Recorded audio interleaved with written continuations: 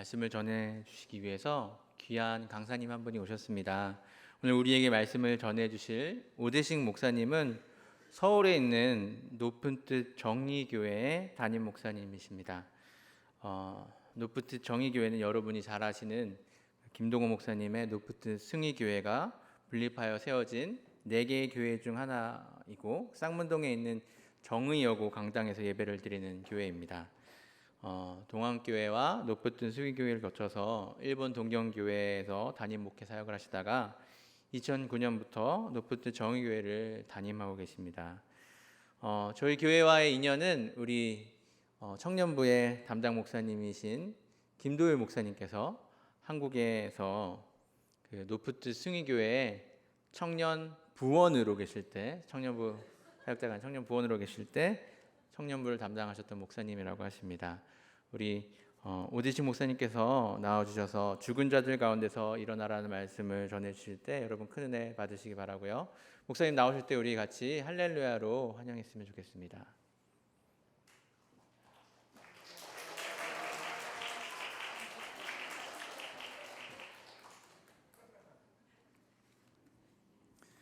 네, 반갑습니다. 그 생뚱맞죠? 낯선 사람이 와서 이렇게 익숙한 늘 이렇게 담당 목사님이 말씀을 전해주시는 것이 아니라서 많이 생뚱맞으실 텐데, 네, 그렇습니다. 김도일 목사님하고의 관계는 좀 그렇고요. 오히려 오늘 같은 날이 여러분들 더 좋은 거 아세요? 너무 감사한 거예요. 왜냐하면은 말씀을 전하는 사람에 대한 선입견이 없을 때 그냥 말씀에만 집중할 수 있게 되거든요. 그게 굉장히 중요합니다. 여러분 저를 잘 모르잖아요, 그죠? 간접적으로 옛날에 김도일 목사님 다니셨던 교회 목사님이셨구나, 뭐 그 정도만 아실 텐데, 저를 전혀 모르는 선입견이 없는 상황에서 저는 하나님의 말씀의 통로만 되고 여러분들은 제가 배제된 말씀만 듣게 될 거예요. 그래서 오히려 더 좋을 겁니다. 오늘이 간절히 바라기는 여러분들이 그 간절한 마음으로 이제 예배 참여하셨을 텐데, 오늘 정말 순수한 하나님의 말씀만 접하고 또 도전을 받았으면 좋겠다 생각을 합니다. 제가 오늘 여러분들과 함께 얘기를 같이 은혜를 나누고 싶은 것은 진짜냐 가짜냐 하는 그런 그 문제입니다. 우리가 신앙생활 하는 데 있어서 한 번 신앙생활 하는데 진짜로 신앙생활 했으면 좋겠다. 그 진짜로 신앙생활 할 경우에 어떤 변화가 일어나는지, 그리고 진짜로 신앙생활을 하는 것이 무엇인지 하는 것을 짧은 시간 동안에 생각을 좀 해봤으면 좋겠습니다. 제가 뒤에서 나오니까 좀 이상했죠? 앞에 앉아 있다가 설교하지 않고. 저는 어디 가서 청년 집회 참 많이 하는데 청년들 하고 있는 거 참 좋아하거든요. 뒤에 일부러 앉아 있습니다. 왜냐하면 그 청년들하고 같이 찬양하는 모습 보고 싶고 찬양하고 싶어서 그래요. 되게 집회 가면은 목사님 따로 이렇게 방에 있다가 설교할 때 모시고 나와서 이렇게 설교하라 그러는데 저 그런 거 싫어하거든요. 그 청년들하고 같이 모여서 찬양하고 처음부터 끝까지. 제가 제일 먼저 왔어요. 여러분들 오는 거 다 봤거든요. 어떻게 들어오는지, 어떻게 찬양하는지, 서로 들어와서 청년들끼리 어떤 반응을 갖고 있는지 그게 다 궁금해요. 그게 중요하니까요. 그래서 처음부터 이렇게 다 지켜봤는데 너무 참 좋아요. 신앙생활 참 순수하게 잘하는 것 같다 하는 게 이렇게 느껴지고요.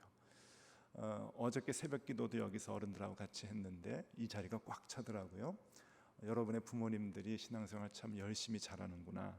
그리고 여러분들의 부모님들이 여러분들에게 신앙을 참 잘 유산으로 물려주셨구나 하는 그 생각이 들어서 처음 만나고 처음 봤는데도 이렇게 참 정이 들고 너무 귀하게 느껴집니다. 너무 참 신앙생활 잘해줘서 고맙습니다. 저는 목사예요. 목사는 이제 신학 공부를 이제 쭉 해오는 사람들인데, 신학 공부 파트 중에 그 역사 공부가 있어요. 교회사라고 얘기하죠. 교회사를 공부해 보면은요, 교회사는 뭐 역사가 2000년밖에 안 되잖아요. 예수님이 교회 만드셨고 그 교회가 지금까지 2000년 정도 역사가 흘렀는데, 이 교회사 공부를 해보면 2000년 역사 동안에 도저히 이해가 안 가는 일들이 몇 번 일어납니다. 근데 그것을 우리는 하나님께서 친히 역사하신 기적이다 그렇게 얘기하지만 세상적인 사람들의 입장에서 봤을 땐 도저히 이해가 안 되는 정말 어처구니 없는 그러한 그 엄청난 일들이 벌어지는 경우가 많아요. 그 중에 하나의 이야기를 소개해 드릴 텐데 저 넓은 땅 러시아, 뭐 미국 땅도 엄청 넓지만은 넓은 땅 저 러시아가 복음화되는데 몇 년 걸렸는지 혹시 아십니까? 잘 모르실 거예요. 러시아 땅이 복음화되는 것이 숫자상으로 역사에 나타나는 숫자상으로 봤을 때는 9년이 걸려요. 엄청나죠? 그리고 한 세대, 한 30년, 한 세대에 걸쳐서 온전히 복음화가 됩니다. 아주 놀라운 일이에요. 별로 놀라질 않으시는군요, 여러분들은요.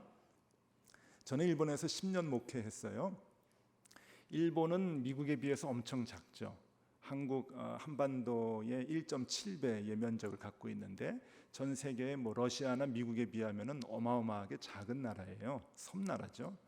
그런데 그 일본에 복음이 들어온 지가 500년이 됩니다. 1549년에 프란시스 자비에르라고 하는 그 예수의 소속 신부가 복음을 들고 일본 규슈 지방에 들어간 것을 처음 복음 들어온 해로 꼽고 있어요.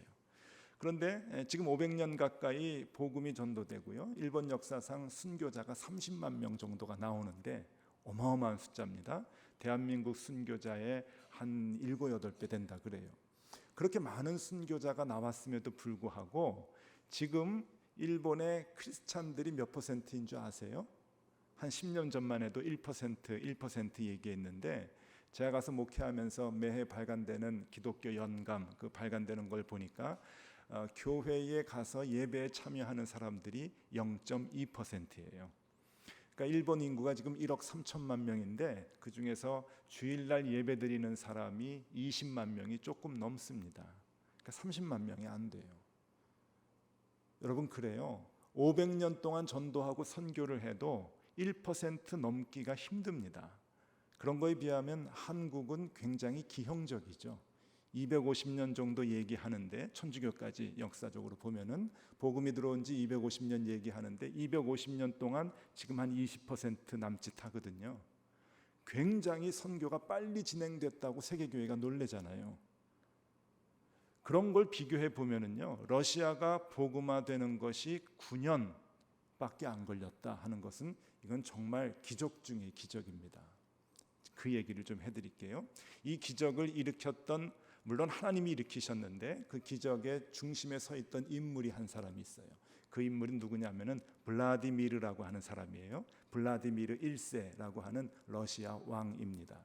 이 사람은 서기 980년에 러시아 왕이 돼가지고 1015년에 이제 죽었어요. 그러니까 36년 동안 러시아를 통치했던 사람입니다. 근데 그 옛날에는 러시아가 이름이 러시아가 아니었어요. 키예프라고 하는 나라예요. 키예프 공국이라 그러는데 키예프라고 하는 나라에 980년에 왕위에 오르게 되었습니다. 그런데 이 사람이 아주 포악해요. 아주 성격이 괴팍해가지고 자기하고 의견이 다른 백성들은 잡아다가 죽이기 일쑤고요. 그리고 술 좋아하고, 원래 러시아 사람들 술 좋아하잖아요. 술 좋아하고 또 술 좋아하면서 파티 좋아합니다. 파티하고요.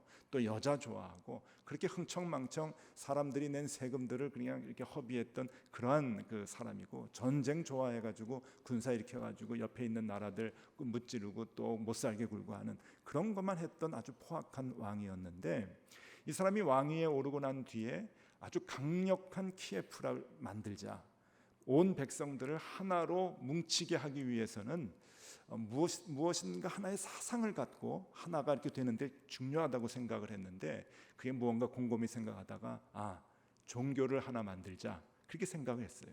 종교를 하나 선택해서 그 종교를 믿게 하면은 왕의 말을 잘 들을 것이다. 내가 그 종교의 수장이 되고 그 종교로 하나가 되면은 백성들을 지금보다 훨씬 더 잘 통치할 수 있을 것이다라고 하는 아주 악한 마음을 갖고 종교를 이제 선택하기 시작을 했어요.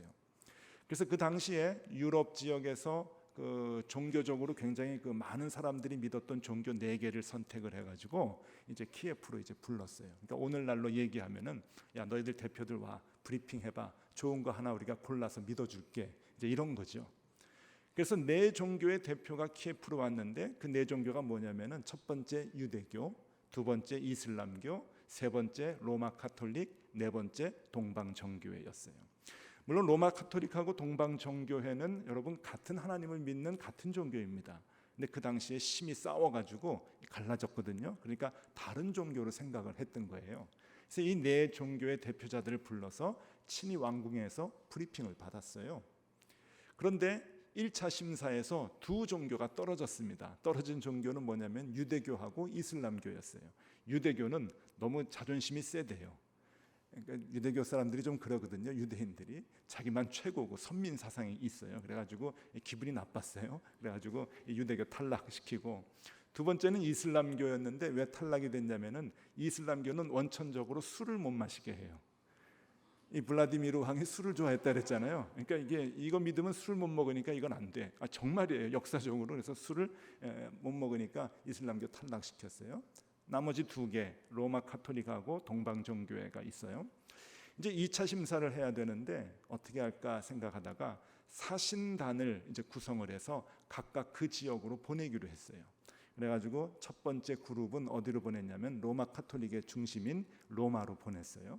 그리고 두 번째는 동방 정교회의 도시인 콘스탄티노플, 그러니까 지금의 터키 이스탄불이죠. 그쪽으로 이제 보냈습니다. 보내가지고 몇 개월 동안 살다가 이제 돌아와서 보고하도록 했어요. 아주 치밀한 계획들이죠. 종교 하나 좋은 거 선택하려고. 로마에 갔다 온 그 사신들이 이렇게 보고를 합니다. 아이고 집에 오고 싶어서 혼났습니다. 애들 보고 싶었습니다. 거기도 뭐 사람 사는 데인데 똑같습니다. 그러고 보고를 했는데 콘스탄티노플에 갔다 온 사람들의 보고는 사뭇 달랐어요. 아유 왕이시여, 천국이 따로 없었습니다. 거기가 바로 천국이었습니다. 집에 오고 싶은 생각 없고요. 다시 거기 가서 살고 싶습니다. 하는 보고를 했어요. 자, 여러분들은 뭘 선택하겠어요? 이 블라디미르 1세가 이 동방 정교회를 그때부터 선택을 합니다. 자, 그러고서는 이제 백성들에게 이 종교를 믿어라라고 선포하기 이전에 자기가 먼저 배워야 되잖아요. 교리를 알아야 가르치잖아요. 그리고 믿으라고 얘기하잖아요. 그래서 자기가 교리 공부를 하기 위해서 동방 정교회의 지도자들 몇 명을 키예프 나라로 부릅니다. 불러서 나에게 지금부터 우리 백성이 이거 다 믿게 할 테니까 나에게 지금부터 교리 공부를 시키시오. 여러분, 기독교의 교리 공부가 뭡니까? 성경 공부예요. 그러니까 그 사람들이 와가지고 성경을 펴놓고 성경을 가르치는 거예요. 이 블라디미르 왕에게. 근데 여러분 아시죠? 성경은 하나님의 말씀이에요. 이 성경을 제대로 공부하게 되면 성령께서 그 마음을 움직이시는 거예요. 그 역사가 거기에서 일어나는 거예요. 블라디미르 왕이 자기가 먼저 백성들에게 이 종교를 선포하기 전에 이 종교의 교리를 배우겠다고 성경을 공부하기 시작을 했는데 그때 하나님의 성령이 움직이기 시작을 했어요. 블라디미르 왕이 완전히 변화가 됩니다. 거기서 꼬꾸라져요. 눈물을 흘리면서 회개를 합니다. 그리고 진짜 하나님의 사람으로 거듭납니다. 정말 거듭나요. 그래서 여러분, 그가 980년의 왕위에 올라서는 988년에 그러니까 9년째 되던 해에 세례를 받아요. 그리고 기독교를 국교로 선포를 해요. 그런데 놀라운 것은 그가 예수님을 믿고 하나님을 만나고 난 뒤에 그의 삶이 완전히 변화되는 거예요. 술을 끊고요, 좋아했던 파티 그만하고요, 그 다음에 전쟁 그만하고요, 그리고 역사적으로 이 처음 복지 정책이라고 하는 그 정책을 쓰기 시작을 해요. 우리가 지금 복지 그러는데 그 개념을 이 역사적으로, 그러니까 교회사 말고 일반 역사에서 보면은요, 이 블라디미르 1세가 처음으로 도입을 합니다. 한 나라의 왕이 바뀌니까 정책이 바뀌게 되는 거예요. 그리고 지금은 한국에서도 논쟁이 되고 있는 사형제, 이거 폐지하느냐 유지하느냐, 여러분들 소식 많이 들었을 거예요. 한국 소식. 여러 나라에서도 사형제를 그냥 둬야 된다, 폐지해야 된다 논란이 많이 있는데 이미 1000년 전에 블라디미르 1세가 그 키예프, 러시아에서 사형제도를 폐지해요. 역사적으로 최초입니다. 왜 그런가 하면은 하나님이 지으신 모든 피조물이기 때문에 우리는 남의 생명을 함부로 건드릴 수 없다고 하는 신앙적인 마음에서 그것이 정책에 반영이 되는 거예요. 그리고 이 복지 정책을 쓰면서 그 키예프에 있는 나라 백성 중에 가장 연약하고 그리고 병든 자들을 위해서 복지 정책을 많이 만들어요. 백성들이 환호하기 시작을 합니다. 백성들이 왕을 너무너무 좋아했어요. 그래서 여러분, 지금도 1000년이 지난 지금도 러시아 사람들 보면은요, 제일 존경하는 사람 누굽니까 하면은 블라디미르라고 얘기해요. 블라디미르. 여러분 미국 사니까 잘 알죠? 미국 사람들 누구 존경해요? 1등 워싱턴, 2등 링컨, 3등 케네디, 뭐 그렇게 나가더라고요. 그래서 뭐 그 크게 도시 만들어 놓고 워싱턴 도시라 그러고요. DC가 그런 거 아니에요. 워싱턴 주도 만들고 뭐 항공모함 만들고서는 뭐 케네디라 그러고 공항 만들고 존 F 케네디 공항이라 그러고 다 그러거든요. 러시아 사람도 마찬가지더라고요. 이 블라디미르가 얼마나 유명한지 블라디미르 주가 있어요. 그리고요, 뭐 이렇게 잠수함 만들어 놓고는 블라디미르 호라고 이름 붙여 놓고 다 똑같아요. 큰 다리 만들면 블라디미르 다리라 그러고 뭐든지 블라디미르예요. 러시아의 혁명, 공산 혁명을 일으켰던 레닌 잘 아시죠? 그 레닌의 이름이 블라디미르예요. 저 모스크바 붉은 광장 가가지고 레닌 묘소 참배했는데 레닌이 지금도 누워 있어요. 거기에 유리관 속에 블라디미르의 이름이. 지금 러시아 대통령 푸틴 이름이 블라디미르입니다. 그러니까 지금 러시아의 그 아주머니들은요, 아들을 낳고 이 아들이 훌륭하게 되기를 바라면 이름을 블라디미르로 붙여요. 많아요. 저희가 1년에 한 번씩 러시아의 아주 시골 마을에 고려인들이 있는 마을에 가서 선교 활동을 해요. 아울리치를 한단 말이죠. 청년들이 가서 어른들이 같이 가가지고 섬기고 그 동네 애들 다 모아가지고 성경학교 해주고 그러는데 고려인만 오는 게 아니라 러시아 애들도 많이 와요. 그런데요, 이렇게 한방 가득히 와가지고 성경학교 하면 한 100여 명 오거든요. 선생님들이 블라디미르가 너무 많대요. 지금도 그래요. 그래서 너 좀 훌륭하게 커라 그러면 다 블라디미르예요. 그만큼 러시아 사람들이 존경하는 인물이 블라디미르거든요. 왜 그랬을까요? 이 블라디미르 1세라고 하는 이 왕이 예수를 그렇게 잘 믿었어요. 가지고 완전히 변화되었어요. 정말 그지 같은 성격을 갖고 있고 아주 그 험악하게 백성들을 통치하던 그 사람이 예수 그리스도를 제대로 믿고 난 다음에 완전히 변화되어서 온 백성들에게 감동을 주었어요. 그래서 988년도에 러시아의 국교로 동방정교회를 선포하고 각 마을마다 예배당을 지으라고 명령을 했을 때 백성들이 자발적으로 예배당을 지어요. 그리고 백성들이 이렇게 얘기를 합니다. 우리 왕을 바꿔놓은 하나님이라면 나도 믿겠다. 왕을 그렇게 바꿔놓은 종교라고 한다면 믿을 만한 가치가 있다. 그러고서 따라갔어요. 여러분, 왕이라고 백성들 뭐 하라 그러면 백성들이 합니까? 백성들 그렇게 바보들 아닙니다. 똑똑하거든요. 겉으로는 뭐 죽이고 또 옥에 가두고 그러니까 쫓아할지 몰라도 마음까지 주지는 않아요. 한국에도 역사적으로 장로님이 대통령 되신 분이 3분이나 계셔요. 그 장로님들이 대통령으로 통치할 때 교회들이 성장하고 발전했느냐? 절대 그렇지 않아요. 예수 믿는 사람들이 더 줄었어요. 그게 그렇게 쉬운 게 아닙니다. 힘 가지고 있는 사람이 예수 믿으라고 전한다고 밑에 사람들이 예수 믿는 것 아니거든요. 그런데 블라디미르가 그 일을 했어요. 아주 놀라운 일입니다. 그래서 블라디미르가 통치하는 36년간 러시아 땅이 변화돼요. 엄청난 변화죠. 그러니까 세계 역사상 이거는 전무후무한 일인데 세계 역사적으로 이것은 정말 불가사의한 일 중에 하나죠. 우리가 예수를 믿을 때 진짜로 믿으면은요, 여러분 이렇게 놀라운 일들이, 세상이 변화되는 놀라운 일들이 예수 믿는, 진짜로 믿는 한 사람 때문에 변화됩니다. 정말이에요. 그런데 여러분, 반대 얘기 하나 해드릴게요. 이런 좋은 일만 있었던 건 아니에요. 좀 이런 얘기할 때마다 좀 마음이 아픈데 인도의 독립의 아버지 마하트마 간디를 잘 아실 거예요. 이 간디는 젊어서 영국의 런던에 가서 법학을 공부합니다. 그리고 변호사 자격증을 따고 젊은 나이에 돌아오죠. 그래서 인도에서 변호사 개업을 해요. 그런데 이 간디는요, 워낙 싸움을 잘 못했던 사람이에요. 변호사라고 하는 게 남의 약점을 딱 잡고 또 논리적으로 디베이트라 그러잖아요. 그거 잘 해가지고 이기는 게 능력이에요. 근데 간디가 이게 생리적으로 잘 안 되는 거예요. 그러니까 자꾸 변호사 일들 수임 받는 게 젊어서 자꾸 실패를 합니다. 그리고 낙심하고 있어요.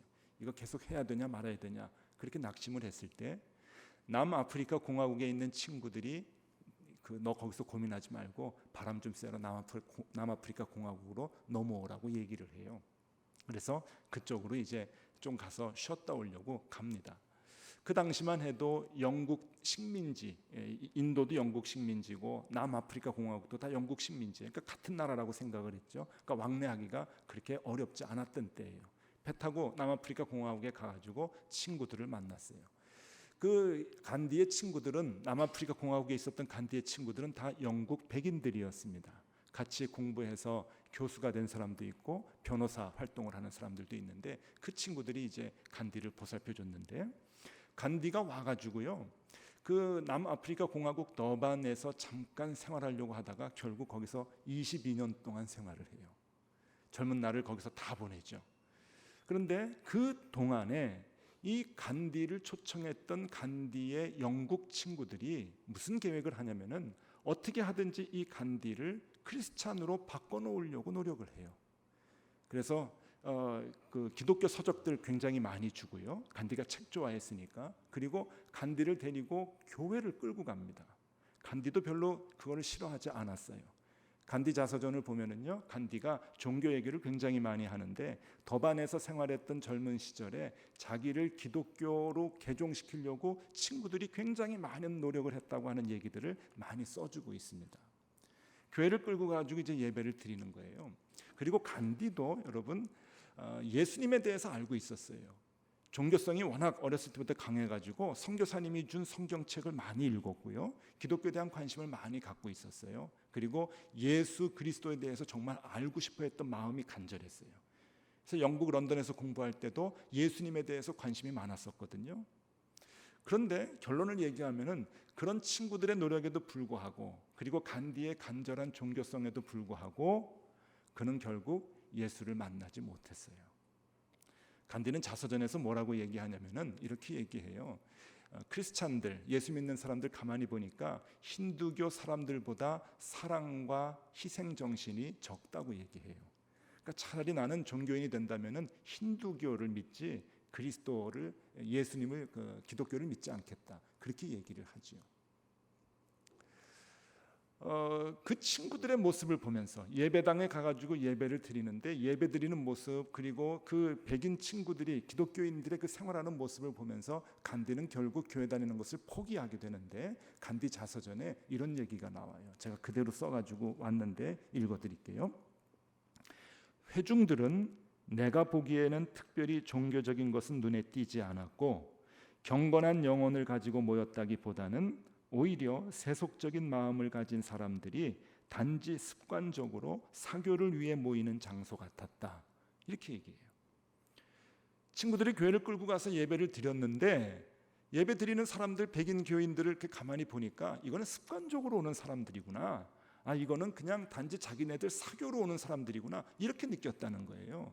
그래서 그 사람들 때문에, 그 자기를 데리고 간 교인들 때문에 교회를 안 가게 돼요. 엄청난 안타까움이죠. 간디 자서전 보면 아주 재미있는 에피소드가 나와요.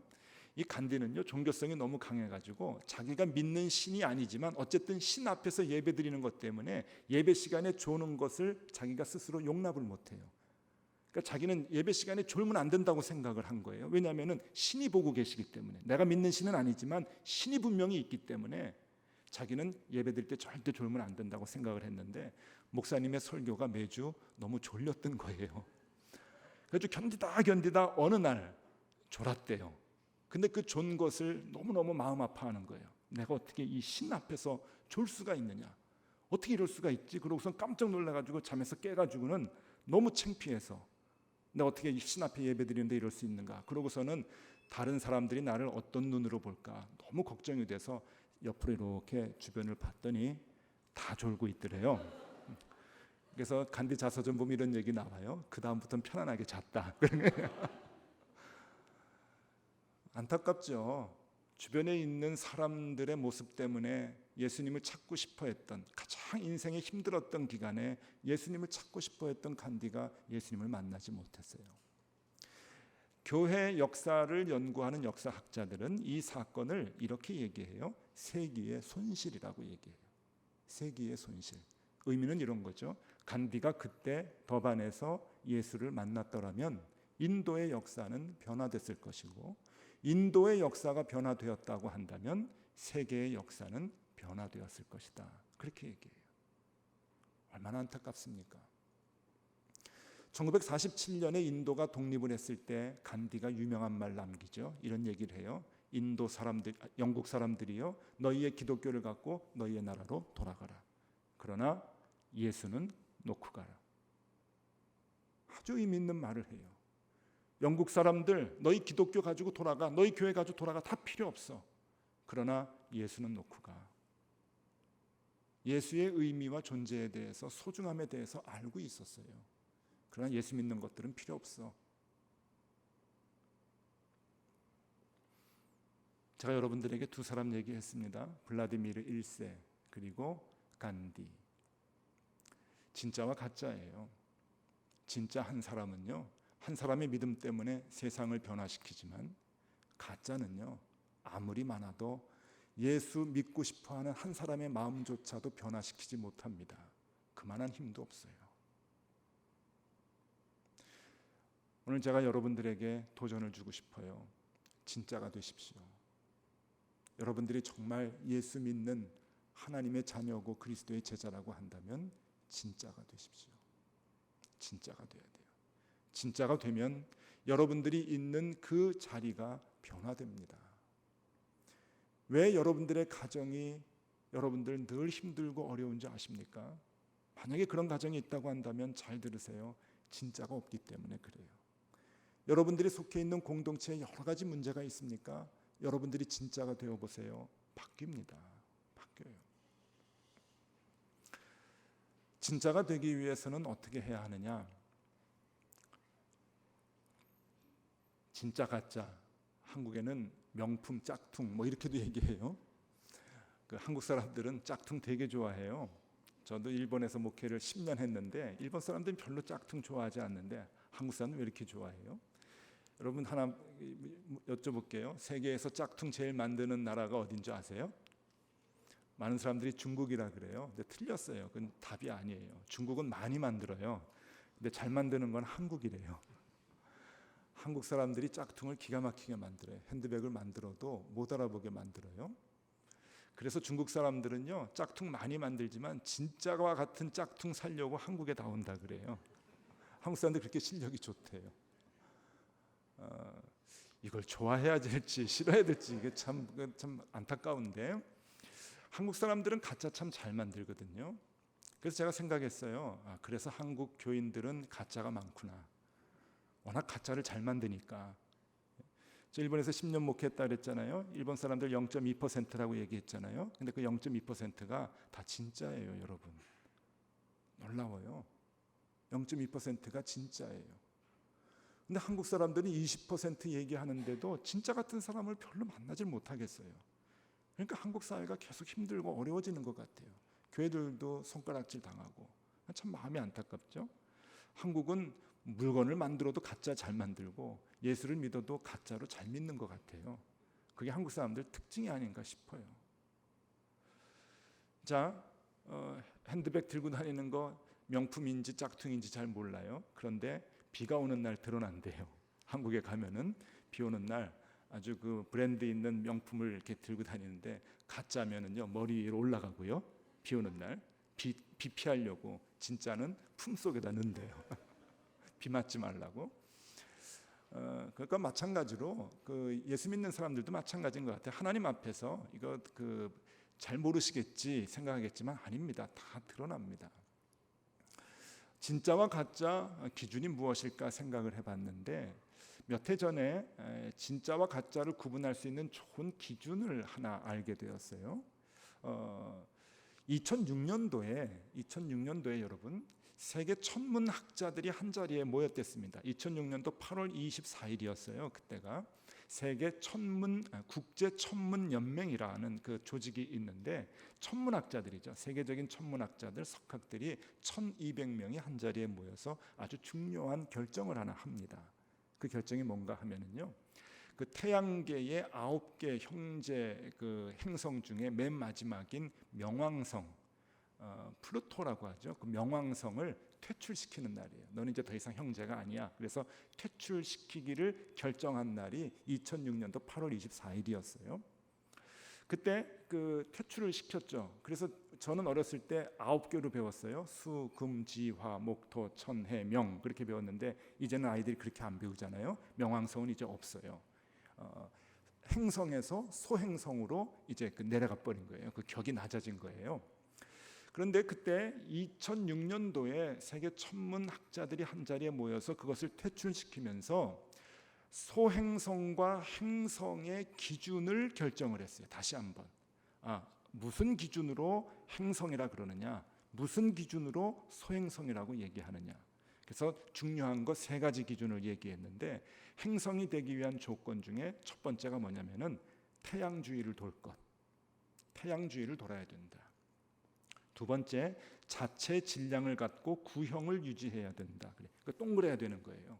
그러니까 태양계에는 여러 가지 행성이 있는데 막 울퉁불퉁한 것도 있거든요. 타원형으로 된 것도 있고 그런데 동그래야 돼요. 동그랗기 위해서는 어느 정도 자체 질량을 가져야 된대요. 무게가 있어야 된다는 거예요. 그래야 동그랗게 된대요. 자체 질량을 갖고 구형을 유지해야 된다 그러고요. 마지막이 중요한데 마지막에 뭐라고 나오냐면은 자기가 돌고 있는 태양 주위를 돌고 있는 것을 공전구역이라고 하는데 공전구역 내에서 지배적 역할을 해야 된대요. 그 지배적 역할이라고 하는 것은 또 다른 위성을 가지고 있어야 되는 거예요.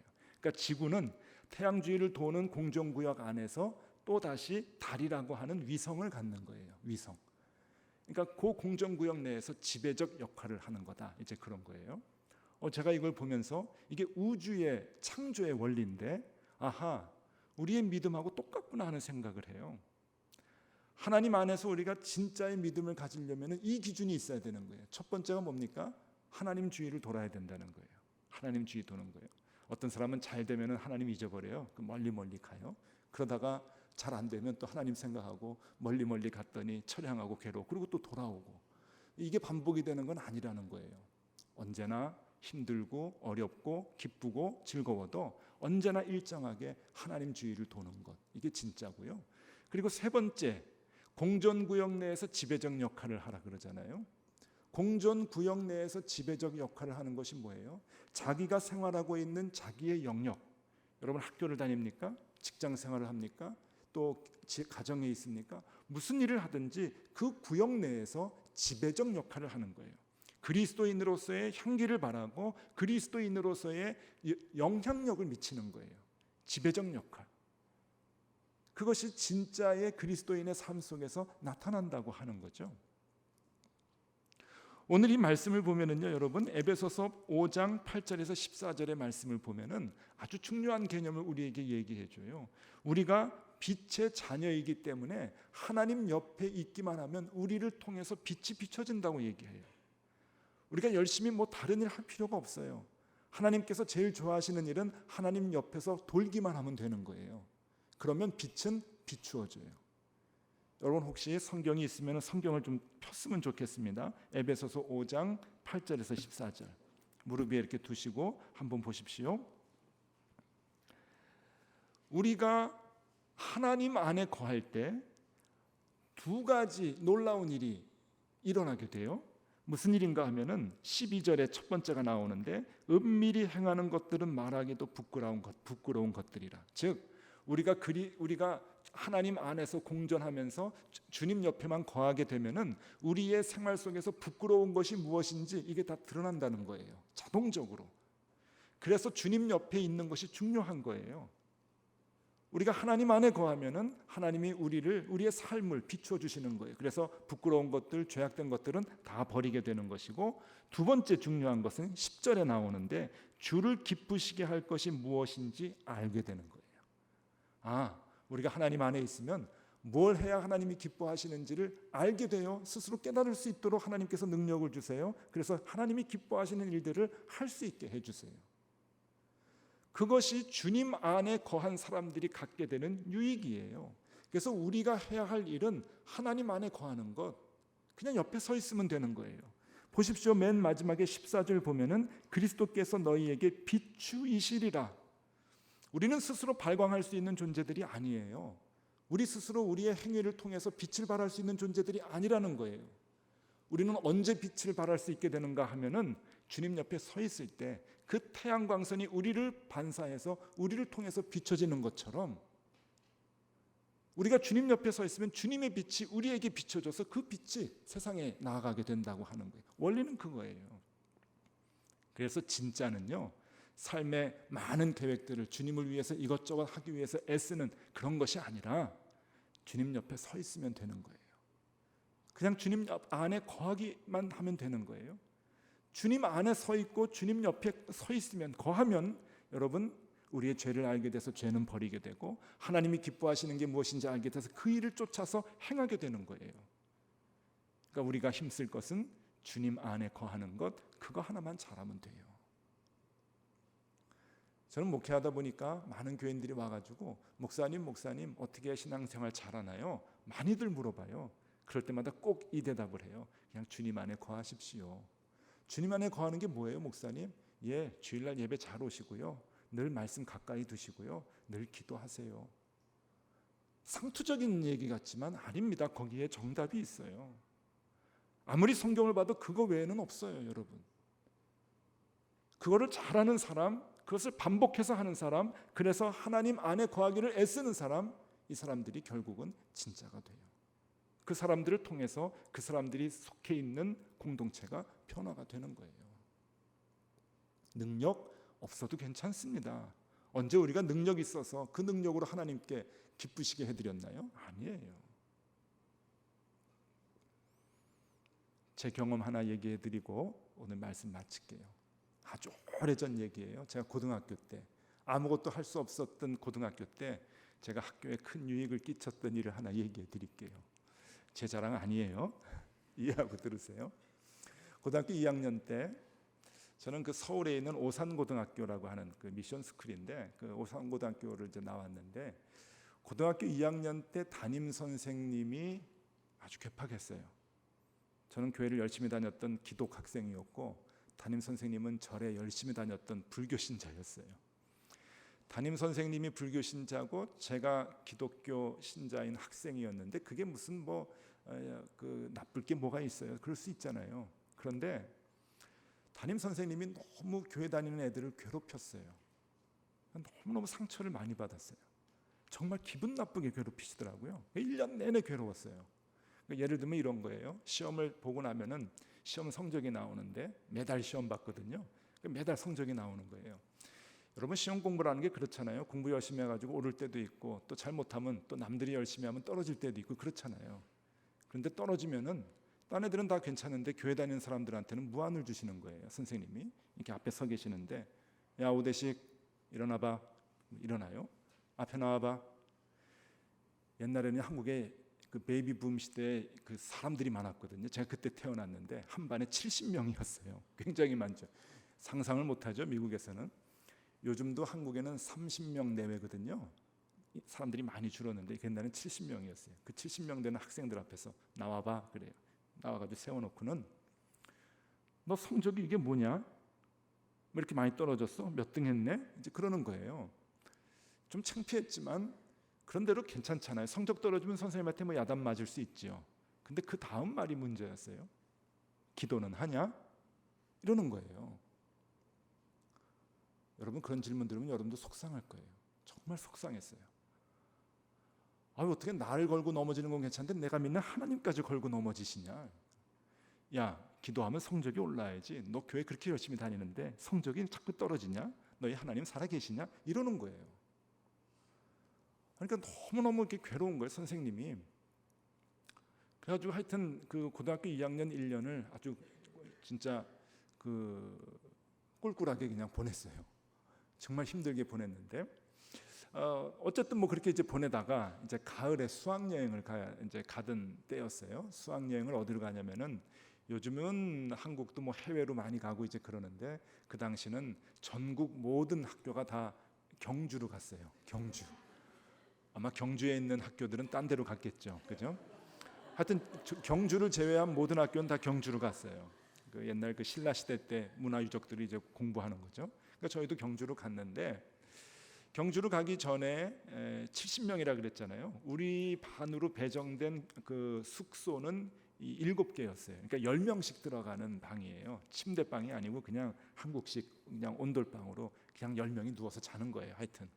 근데 그런 방으로 이제 그 호텔로 이제 가는데 언제나 이게 한국 그 고등학교, 중학교 다 이렇게 번호가 있잖아요. 1번, 2번, 3번, 4번 그렇게 번호가 있는데 늘 1번에서 10번까지 1호실, 11번에서 20번까지 2호실 그렇게 이제 늘 배정을 주거든요. 그러니까 자유가 없는 거예요. 그런데 이번 담임 선생님이 이상하게 그 수학여행 가기 며칠 전에 들어오셔가지고 너희에게 복음을 전하겠다 그래요. 그래서 뭐예요? 그랬더니 이번만큼은 너희에게 자유를 줘서 친한 친구 10명씩 이름을 써내면 같은 방 쓰도록 해주겠다는 거예요. 아주 옛날 얘기거든요. 너무너무 좋아했어요. 아주 막 모자 집어던지고 막 환호하고 이제 그랬는데 단 지금부터 이름 부르는 10사람은 같은 방을 쓴다. 그러고서는 이 이름을 쭉 불러주시는데 그 이름 안에 제가 들어가 있는 거예요. 그러고선 그 10명 앞으로 나와 그러는 거예요. 그래서 앞으로 나갔더니 다 교회 다니는 애들이에요. 보니까 그러니까 교회 다니는 애들은 따로 모아가지고 너희들은 한 방에 써 그러는 거예요. 기분 되게 나쁘잖아요. 수학여행까지 가서 우리가 예배 드릴 건 아니잖아요. 우리도 같이 놀고 싶어하는 친구들이 있단 말이에요. 반에서 친한 친구들이 있는데 다 교회 다닌다고 다 같은 좋은 친구들 아니거든요. 왜 우리 자유를 다 뺏고 선생님이 다 우리를 이렇게 묶어놓는지 모르겠어요. 그래가지고 기분이 되게 나빴어요. 근데 뭐 선생님이 이러시는 거예요. 교장 선생님하고 여러 선생님들이 회의 끝에 너희는 한 방에 쓰도록 했다. 아니 거기 교장 선생님은 또 왜 들어가요? 하여튼 선생님이 명령하니까 그냥 따랐죠. 옛날에는요 선생님한테 뭐 부당하다고 대들고 이런 거 못했거든요. 그래서 그냥 가겠습니다. 그러고서는 또 수학여행마저도 괴롭히시는구나. 교회 다니는 애들 괴롭히시는구나. 그러고서는 수학여행을 갔습니다. 자, 무슨 일이 벌어지냐면요.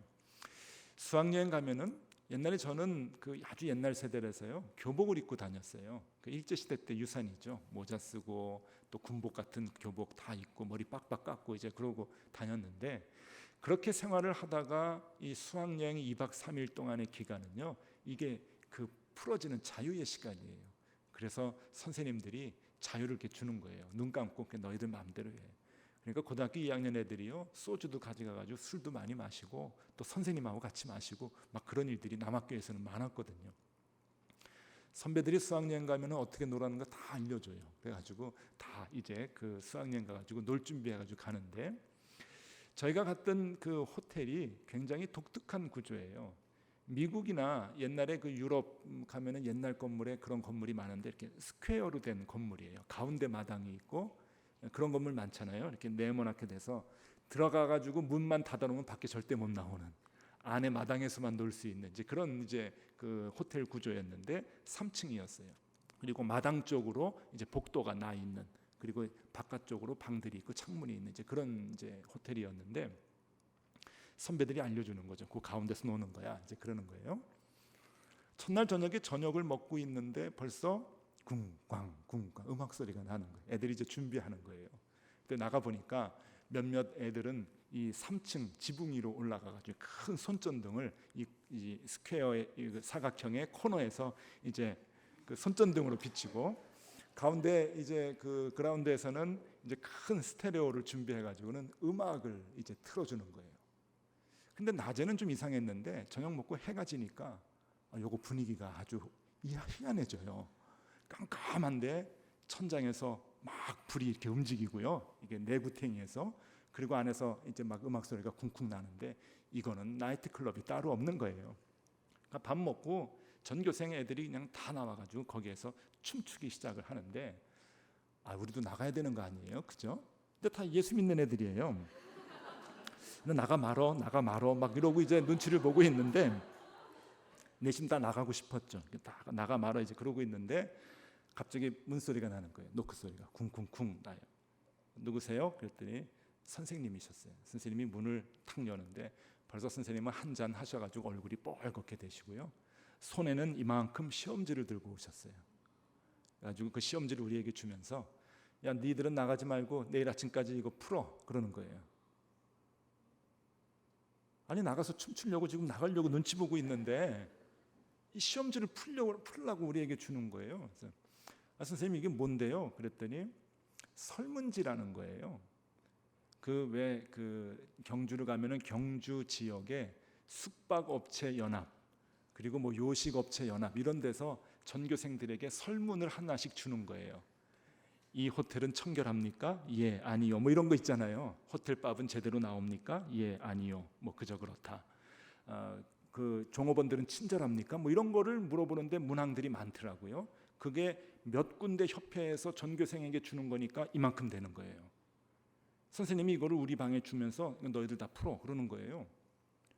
부당하잖아요. 아니 선생님 이거 한 서너 군데에서 준 건데 내일 아침 밥 먹을 때 애들한테 그 개인이 하나씩 하도록 다 나눠주면 이거 금방 끝나는데 왜 우리한테 이거 다 주냐고 그랬거든요. 그때 선생님이 우리를 붙잡고 하소연을 하는 거예요. 해마다 이거 하는데 애들이 장난으로 쓴다는 거예요. 장난으로. 그러니까 이렇게 쓰는 거죠. 여기 밥은 괜찮습니까? 그러면 우리가 돼지냐? 뭐 이렇게 쓰는 거예요. 이게 돼지밥이지 이게 사람이 먹을 수 이렇게 막 장난을 쓰니까 그렇게 장난 쓴 거를 내니까 학교가 아주 창피를 당하는 거예요. 그러니까 다시 서울로 돌아온 다음에 그 지역에서 전화가 막 빗발친대요. 교육청에서 애들을 어떻게 교육시켰는데 이렇게 이따위로 이렇게 설문을 조사하냐고. 그러니까 하도 그걸 욕을 먹어가지고 이번에는 교장 선생님하고 교무주임 선생님하고 교감 선생님 다 모여가지고 회의를 했대요. 그래가지고 너희들만 모아놓고서 너희들이 밤새도록 하라고 그렇게 결정을 한 거라고. 아 그래서 교장 선생님 얘기였구나. 그게 이 기억이 이제 연결이 되는 거예요. 듣고 보니까 그렇게 뭐 기분 나쁘진 않아요. 우리 보고 그래서 한 방에 모아주셨고 그래서 우리 보고 쓰라 그랬구나. 그래? 뭐 쓸 수 있겠지. 그러는데요. 그때 담임 선생님이 문을 닫고 나가면서 우리에게 한마디 말씀을 하셨는데 저는 그게 지금까지 평생 기억에 남아요. 그것이 제 삶의 제 목회의 좌우명이 되는 것 같아요. 그게 뭔가 하면은 문을 닫고 나가시면서 한마디 툭 내뱉으셨는데 이런 얘기를 하셨어요. 그래도 믿을 놈들은 니들밖에 없다. 그래도 믿을 놈들은 니들밖에 없다. 선생님들하고 교장 선생님하고 다 회의했는데 그래도 믿을 놈들은 니들밖에 없어서 여기 모아놓은 거야. 그래요. 1년 동안 제가 선생님 미워했잖아요. 그날 밤 회개했어요. 선생님이 우리한테 자꾸 야단치고 우리를 못살게 굴었는데 그 진심이 아니셨구나. 지켜보고 계셨구나. 교회 다니는 애들이 교회 다니지 않는 애들하고 조금은 다르다고 하는 것을 선생님이 지켜보셨구나. 그래서 우리에게 이러한 일들을 맡기시는구나. 제가 그때 알았어요. 저 예수 그때 잘 믿지 않았거든요. 저 그때 예수 엄청나게 열정적으로 믿지 않았댔어요. 그럼에도 불구하고 내가 예수 믿는다는 것과 내가 늘 교회 다니기 위해서 애쓴 것 그리고 내가 예수 믿는다고 하는 것을 아이들에게 많이 알리고 전도하려고 애썼던 것 그래서 선생님도 알았던 것 이 모든 것들이 그것이 쓸데없는 일이 아니었구나. 선생님이 보고 계셨구나. 공동체가 힘들고 어려울 때 누구를 생각할까? 결국은 맨 마지막 대안으로 예수 믿는 사람들을 생각했으면 좋겠어요. 우리가 진짜라고 한다면 아까 얘기했죠. 진짜는 특별한 능력이 있는 사람들이 아니에요. 하나님을 위해서 많은 일을 할 수 있는 능력의 소유자들이 아니란 말이에요. 진짜는 하나님 옆에 있는 사람, 그 사람이 진짜예요. 하나님이 원하시는 것은 그냥 그것뿐이에요. 그래서 우리는 개인적으로 세상적으로 능력이 없어도 우리는 진짜가 될 수 있어요. 능력이 크고 능력이 많은 사람만 하나님을 잘 믿고 하나님을 크게 기쁘시게 해드리는 게 아니라는 얘기예요. 하나님을 정말 기쁘시게 하는 사람들은 하나님 옆에 그냥 서 있는 사람들이에요. 하나님 안에서 하나님의 빛을 반사하는 그 역할만 하면 되는 거예요. 그런데 그 사람들이 여러분 세상을 바꿔요. 그리고 그 사람들이 세상이 힘들고 어려울 때 그 사람들을 대안으로 생각을 한단 말이에요. 저는 뉴저지 장로교회 청년들이 그러한 존재가 되었으면 좋겠어요. 사람들이 힘들고 어려울 때 여러분들이 생각나면 좋겠어요. 제 예수 잘 믿는데 쟤한테 부탁하면 대안이 될 텐데 쟤한테 부탁하면 문제 해결될 텐데 하는 그러한 대안의 사람들이 되었으면 좋겠어요. 그건 큰 능력이 있는 사람들이 아닙니다. 그냥 주님 옆에 있으면 돼요. 여러분, 오늘 그 도전을 받았으면 좋겠어요. 여러분 다 개인 능력 차이 다 달라요. 개인마다 갖고 있는 그런 탤런트들이 다 달라요. 그러나 관계없습니다. 하나님이 기뻐하시는 것은, 하나님이 좋아하시는 것은, 그리고 하나님이 우리에게 원하시는 것은 그냥 내 옆에 있어라, 내 안에 거하라, 그것뿐이에요. 그것만 잘하면 우리가 세상을 변화시킬 수 있다는 거예요. 어느 곳에 있든지 여러분들이 대안이 되었으면 좋겠습니다. 어느 곳에 있든지 여러분들을 통해서 그 공동체가 변화되기를 원합니다. 그러기 위해서 진짜가 되십시오. 진짜가 되기 위해서 하나님 옆에 늘 서 계십시오. 하나님이 여러분들을 통해서 매우 매우 좋아하시고 기뻐하실 것입니다. 기도하겠습니다. 하나님 참 감사합니다. 참 좋은 교회에 참 좋은 청년들 만나게 하시니 너무 고맙습니다. 하나님, 우리 신앙생활 잘하는 유저지 장로교회 청년들 잘 달리고 있지만 달리는 말에 채찍을 가합니다. 하나님 옆에 늘 서 있게 하여 주시고 언제나 주님의 빛을 발하는 우리 청년들 되게 하여 주시옵소서. 저들 때문에 가정이 변화되게 하시고, 저들 때문에 속해 있는 공동체가 변화되게 하시고, 저들 때문에 이 교회가 더 좋게 변화되게 하여 주시고, 저들 때문에 이 사회가 바뀌게 하여 주시옵소서. 예수 그리스도의 이름으로 기도드리옵나이다. 아멘.